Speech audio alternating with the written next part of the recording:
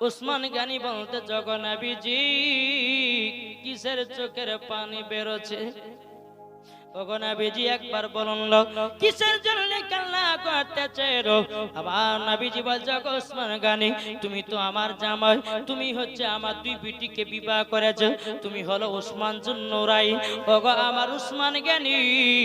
একটা ঘটনা ঘটেছে বলে কি ঘটনা বলে এক ইহুদি খেজুরের গাছে দুই বাচ্চাকে একটা খেজুর খাওয়ার জন্য বেঁধে রেখেছে বলো গো উসমান গানি যতক্ষণ পর্যন্ত ওই বাচ্চা দুটোকে আমার কাছে না নিয়ে আসতে পারবা আমি আমার চোখের পানি বন্ধ হবে না উসমান গানি এক পা দুপা করে ইহুদির কাছে গেল যাওয়ার পর বলতেছে ইহুদি কিসের জন্য বাচ্চা দুটাকে খেজুরের গাছে বেঁধেছো ইহুদিটা বলতেছে বলো গো উসমান গানি বেঁধেছি একটার কারণে ওই বাচ্চা দুটো যেন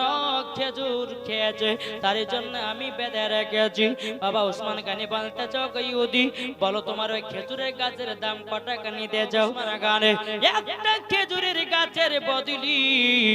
তুমি যাও বাক্কা সিদ্দিকের কাছে যে বাগানটা কিনে যাও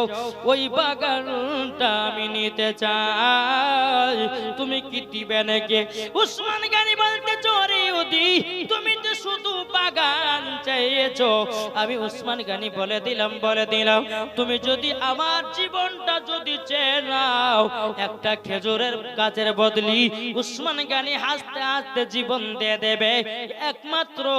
নবীজির চোখের পানি বন্ধ করার কারণে জোরে বলুন সুবহানাল্লাহ বাবা যে মুসলমান ভাইরা এ শোনা মানে গের এরকম বাবা এই কথা বলো বাবাজি হযরত উসমান গনি 100টা বাবা 100 বকা তুমি তো বাবা যতগুলি খেজুর গাছ ছিল সব খেজুর